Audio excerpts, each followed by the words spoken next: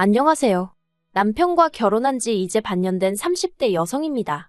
남편과는 어느 다른 커플보다도 조용히, 무난하게 연애를 해왔기 때문에 결혼 반년 만에 여기 와서 제 이야기를 하게 될 줄은 상상도 못했는데, 사실 연애 때는 남편과 저 두 사람만 신경 쓰면 됐으니까 설령 갈등이 생기더라도 일이 커질 틈이 없었거든요. 서운한 일이 있으면 그 자리에서 바로바로 이야기하고 오해가 쌓이지 않도록 풀었으면 되었으니까요.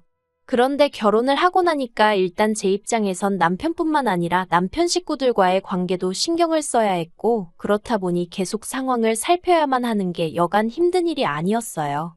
그리고 남편과의 관계는 뭐랄까, 쌍방이 합의가 된 상황이었어요. 하지만 시댁 식구들, 특히나 어머님은 당신은 시어머니고 저는 며느리니 옳고 그름이나 경우에 상관없이 무조건 제가 숙이고 어머님 뜻에 따라야 한다고 생각하시더라고요. 그리고 제 입장에선 솔직히 납득하기가 어려웠지요. 그러다 이번에 제사 문제로 어머님과 부딪히면서 일이 이 지경이 될 거라곤 상상도 못했습니다. 남편하고는 대학 시절부터 친구로 지내다가 사회인이 되고 나서 뒤늦게 연인 사이로 발전한 케이스예요. 그렇다 보니 남편에 대해서는 잘한다고 생각했음에도 불구하고 제가 모르는 것들이 많았더라고요. 특히나 가족관계에 있어서는 남편이 워낙 평소에도 과묵한 타입이라서 눈치채지 못하고 있었는데, 결혼 이야기가 나오고 나서야 남편이 할 이야기가 있다며 가족관계에 대해서 말을 꺼내대요. 그리고 알고 보니 남편의 친어머님은 남편이 중학교를 다니던 때 지병으로 돌아가셨고, 이후로 사별하신 아버님이 지금의 새어머님과 재혼하셨답니다. 새어머님도 초혼은 아니셨고 자식도 둘 있으셨고요. 그래서 졸지에 외동이던 남편에게 2명의 동생이 생겼다네요. 그리고 남편의 걱정과 달리 남편의 가족관계에 대한 고백은 결혼에 있어 제가 결정을 내리는데 별 영향을 끼치진 않았습니다. 아니, 오히려 결혼을 더 하고 싶게 만든 것도 같네요.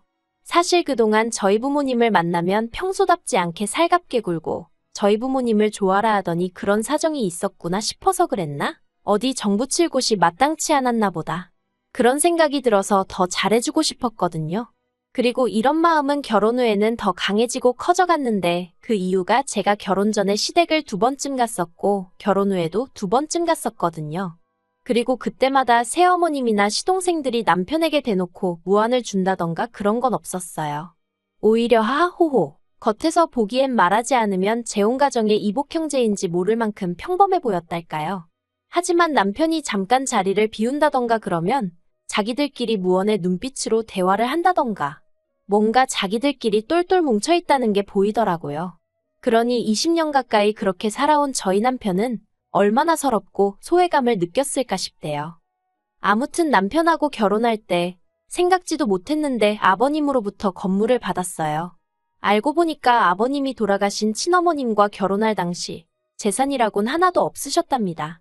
반면에 돌아가신 친어머님은 그래도 지역유지의 딸이라서 재산이 꽤 많으셨던 모양이에요. 그리고 그런 친어머님이 돌아가실 당시 아버님에게 다른 건 몰라도 건물만큼은 남편이 장가갈 때 꼭 주라고 신신당부를 하셨다대요. 감사하게도 아버님이 그 약속을 지켜주신 거고요. 그래서 저희는 어느 다른 신혼부부들보다 솔직히 마음 편하게 결혼 준비를 할 수 있었습니다.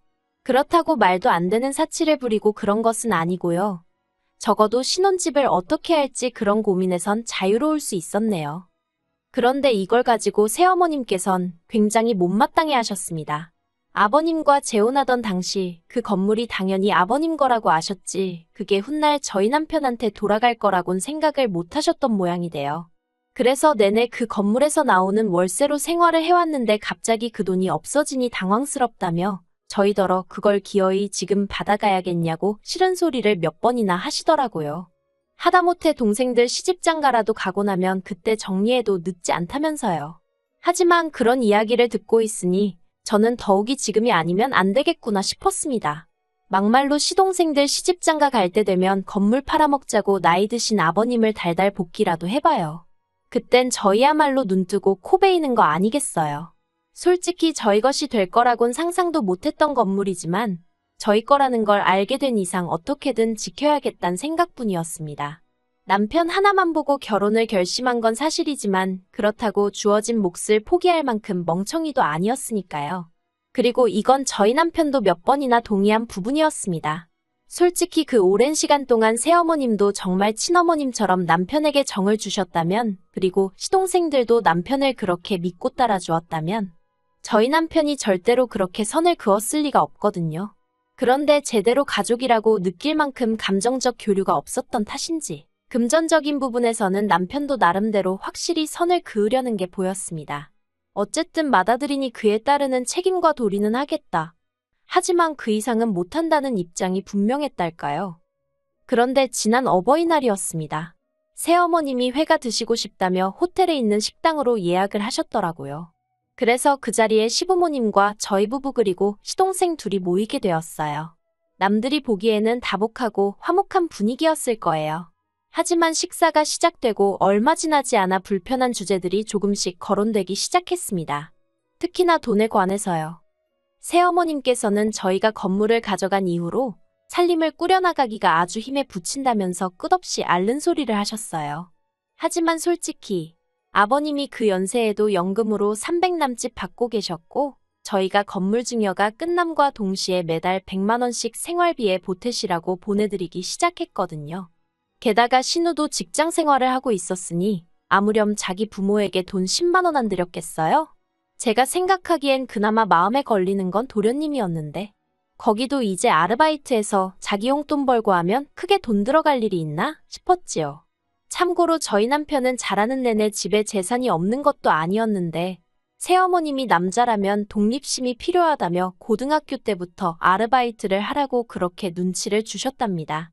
그래서 실제로 고등학교 2학년 때부터는 아버님이 어머님 몰래 챙겨주신 용돈 말고 공식적으로는 용돈 한 번 받은 적 없고 대학 등록금도 반 이상 자기가 벌어서 보탰다고 하더라고요. 그런데 이제 와서 저희더러 생활비가 어떻고 시동생들이 어떻고 하면 아무리 제가 아닌 남편이 겪은 일이라고 해도 저에게는 제가 겪은 거나 마찬가지로 느껴졌으니 그런 어머님의 하소연이 곱게 들릴 리가 없었지요. 그래서 어머님께 마치 어머님의 속뜻이 무엇인지 하나도 못 알아들은 것 마냥 이참에 시동생들도 독립심을 키워야 하지 않겠냐고 아무것도 지원해주지 마시라고 단호하게 조언을 해드렸답니다. 그랬더니 제 예상대로 어머님이 당신이 일전에 한 말이 있어서인지 뭐라고 더 말씀은 못하시고 저더러 너는 참 냉정하구나 하시대요. 하지만 이런 이야기 때문에 제가 결혼한 지 반년 만에 시댁하고 안 보고 살고 싶네 그런 소리를 하게 된 것은 아니에요. 제가 정말 화가 난 건 엊그제 어머님한테 전화를 받았는데 다음 주에 당신 친정어머니 제사를 지낸다고 하시더라고요. 어찌나 생소하던지 저는 처음에 돌아가신 친어머님 제사를 지내신다는 줄 알았다니까요. 그런데 그게 아니라 새어머님의 친정어머니 제사를 지낸다면서 저더러 일찍 와서 제사 준비를 도우라고 하시더군요. 그리고는 덧붙여서 말씀하시기를 신우는 안 불렀답니다. 이런 건 원래 며느리가 도와줘야 하는 거라면서 제가 안 오면 당신 친지들이 계몰아서 당신이 시어머니로서 제대로 대접도 못 받고 산다고 생각할 거라고 그러면 저희 남편 얼굴에 똥칠하는 거라면서 꼭 와야 한다고요. 그래서 제가 어머님께 무슨 말씀이신지는 알겠지만 어머님도 아시다시피 저도 직장인이라서 그렇게 시간을 내기가 쉽지가 않다고 했습니다. 그리고 어째서 새어머님 친정부모님 제사까지 제가 해야 하냐. 솔직히 납득이 가지 않는다고도 덧붙였지요. 그러자 어머님이 제 남편을 당신이 어떻게 키웠는 줄 아냐면서 저더러 이러는 거 정말 경우 없는 짓이라고 하시는 거예요. 그래서 제가 일단은 남편하고 이야기를 해보겠다 했습니다. 솔직히 만약에 남편이 저더러 한 번만 참고 그렇게 해달라고 하면 해줄 생각이었어요. 결혼할 때부터 시댁일에 관해서는 가능한 남편 마음이 편한 쪽으로 내가 맞춰주겠다는 마음이었거든요. 참고로 남편도 저희 친정부모님한테 정말 친아들급으로 잘해요. 친정아버지도 든든한 사위가 생겨서 너무 좋다 하시고요. 그렇다 보니 제가 시부모님에게 특히나 새어머님께 감정이 좋진 않았지만 그래도 몇 번이나 내가 잘해야지 하는 생각을 하게 되대요. 그런데 남편의 반응은 역시나 제 예상을 크게 빗나가지 않았습니다. 자기는 새어머님이 당신의 친정어머님 제사를 지내셨는 줄도 몰랐다면서 설령 알았다고 해도 가도 자기나 이복동생들이 가는 거고 도와도 신우가 해야지 왜 피 한 방울도 안 섞인 저에게 그러시냐며 신경 쓰지 말라더군요. 자기가 알아서 잘 이야기하겠다고요. 그런 남편의 모습에 괜히 미안하기도 하고 고맙기도 해서 알겠다고 했습니다. 그리고 어머님께는 그래도 못 간다고 직접 말씀드리는 게 매너다 싶어서 문자는 하나 넣었어요. 남편하고 상의해봤는데 제가 참석하는 게 바람직한 것 같지 않다는 식으로요. 그랬더니 며칠이 흐르고 주말, 어머님이 시동생들까지 데리고 저희 집에 연락도 없이 오셨습니다. 부서질 듯 누르는 현관벨 소리에서 이미 어머님이 왜 오셨는지 어느 정도 짐작이 되었다고 해야 할까요? 그나마 다행히 남편도 같이 있었고, 솔직히 제가 무슨 죄를 지은 것도 아니니 일단 현관은 열어드렸지요. 이윽고 5사람이 거실에 둘러앉았는데 신우가 한다는 소리가 소파산야입니다. 맞아요. 원래는 제가 자취할 때 쓰던 걸 쓰려고 가지고 왔는데 솔직히 건물에서 월세 나오는 거 알고는 남편하고 상의 끝에 소파만 좋은 걸로 바꿨어요. 그래서 그렇다고 하니까 어머님이 건물 가져가니까 세상이 다 니네 거 같지? 그러시는 거예요. 황당해서 무슨 말씀을 그렇게 하시냐니까 저희가 홀딱 건물을 받아서는 당신들은 사는 게 빠듯해졌는데 속이 상해서 그렇답니다. 그러면서 당신이 그 건물을 손에 쥐고 있었어도 제가 제사에 오네못 오네 소리를 했겠냐는 거예요. 그제서야 어머님이 뭔가 착각을 하셔도 단단히 하고 계시구나 싶었습니다. 그리고 남편이 먼저 나서서 자꾸 건물 이야기 하지 마시라고 하대요. 건물은 돌아가신 친어머니 재산이었고 아버지가 유언에 따라 저에게 넘겨주신 거니 솔직히 새어머니는 거기에 대해서는 이러쿵저러쿵 말씀하시면 안 된다고요. 그러자 새어머님께서 하신다는 소리가 당신이 마음만 먹었으면 그거 진작에 팔아버리고 다 써버릴 수도 있었는데 저희 남편이랑 이복 동생들 한번 잘 키워보려고 알뜰살뜰 쥐고 있었던 거라며 그게 다 자기 덕분이라는 겁니다. 듣고 있는데 황당했지요. 거기서 매달 나오는 월세를 그렇다고 모아서 저희 남편을 주신 것도 아니고 20년 가까운 세월 동안 거의 남는 것 없이 받아서 다 쓰시며 사셔놓고는 알뜰살뜰이라는 둥, 지켜준 거라는 둥. 그리고 남편도 저랑 비슷한 생각을 했는지 급기야 웃더니 어머님도 생각보다 재밌으신 분이라며 말을 이어갔습니다. 말은 똑바로 하자고 그 월세 받아서 솔직히 어머님하고 이복 동생들이 거진 다 썼지 않냐고. 막말로 아버님이 돌아가시기라도 했으면 지금까지 이 관계가 유지나 되었겠냐고요. 그리고 저는 남편 말에 하나 틀린 거 없다고 생각했어요. 솔직히 어머님도 아버님의 그늘 밑에서 생활하신 분이지 어머님이 저희 남편을 먹여 살리기 위해 어디서 일 한번 하신 적 없으십니다. 살림이나 그런 건 꼭 저희 남편 때문만이 아니라 아버님과 다른 두 이복 동생을 위해서라도 어쩔 수 없이 하셔야 했겠지요. 그러니 저희 남편이 자라는 동안 약간의 도움은 받았다고 볼 수 있지만 그마저도 어머님의 진심이라기보다는 사정이 그렇고 상황상 어쩔 수 없이 발생한 일에 가깝잖아요. 그래도 남편은 새어머님도 어머님이라고 사회생활 시작하고는 용돈도 챙겨드리고 깍듯이 모셨습니다. 이복 동생들에게도 살가운 오빠는 아니더라도 어려운 오빠는 되지 않으려고 여러 가지 노력을 했고요. 물론 이복 동생들이 저희 남편에게 기대하는 오빠로서의 역할은 돈이 전부였긴 하지만요. 대화가 길어질수록 솔직히 새어머님 쪽이나 저희 남편이나 그간 차마 입 밖으로 내지 않았던 속내가 드러나기 시작했습니다.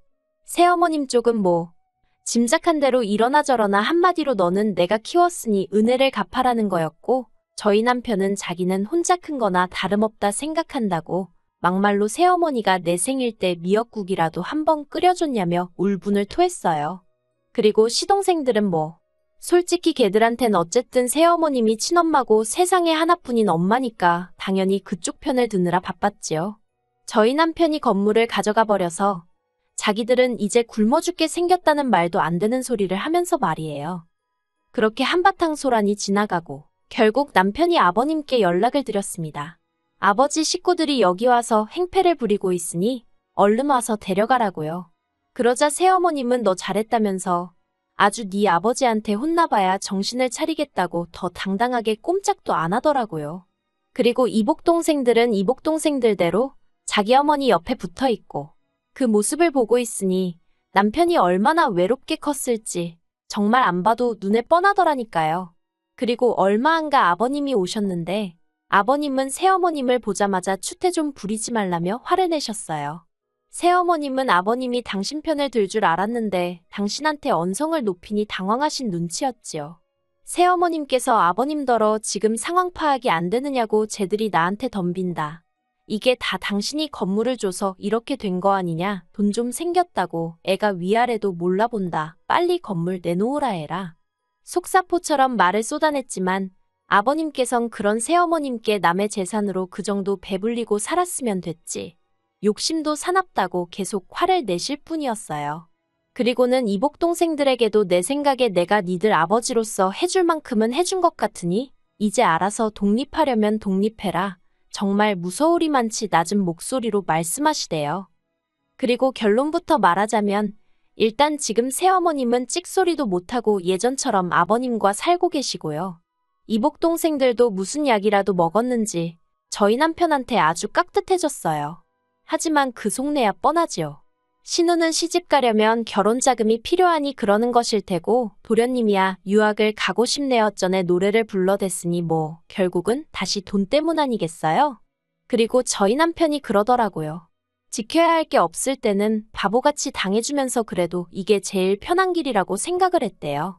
근데 이제 자기에겐 저라는 가족도 생겼고 돌아가신 친어머니가 물려주신 재산도 지키고 싶어서 그렇게 바보같이 살지 않을 거랍니다. 다만 아버님에 대한 남편의 심정은 아직 복잡한 것 같아요. 평생을 원망 아닌 원망을 하며 살았는데 결정적인 순간에 남편의 입장에 서주신 게 남편에겐 여러 가지로 큰 의미였던 것 같거든요. 그리고 저야 뭐 남편이 어느 쪽으로 향하든 같이 따라갈 생각입니다.